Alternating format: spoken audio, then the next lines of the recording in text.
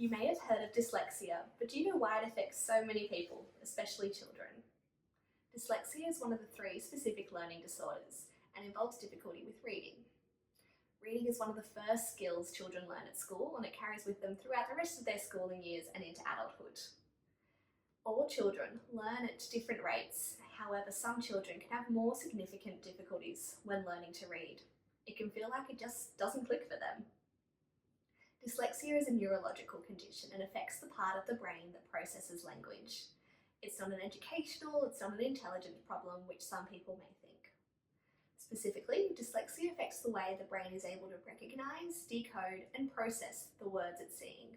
For someone with dyslexia, the process of reading may first look like slowly and effortlessly sounding out the letters, struggling to match the letters and then their sounds, then combining those sounds together and searching for that word in their mental vocabulary to attach the meaning. This happens for each and every word, and readers can really struggle to then hold on the meaning of each word by the end of the sentence. So trying to then understand what they've read becomes incredibly difficult.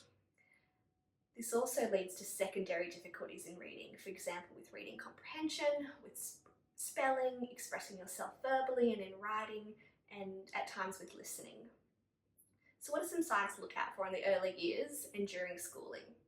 Things like delayed speech development, difficulties with pronunciation, they may reverse sounds or confuse words that sound similar, difficulties sounding out words, not being able to associate letters with sounds, making guesses on the word just based on that first letter or sound, taking a long time to read both aloud and in their head, a monotone or a choppy reading style, complaining about how hard reading is, avoiding activities that involve reading, asking a parent to read to them, practicing internally before reading aloud.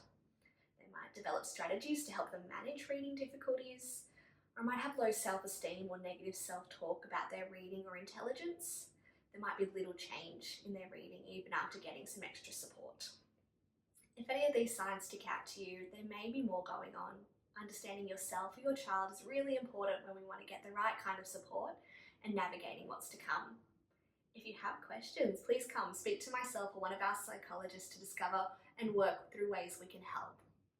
We'll be able to determine their reading challenges and whether undergoing cognitive testing is needed to find out if there is a diagnosis. The testing process also gives the therapeutic support often needed to help manage the stress, frustration, shame and worry that a learning disorder or feeling different can bring. We're here to best support you and equip your child with the necessary tools to navigate their schooling years and their future.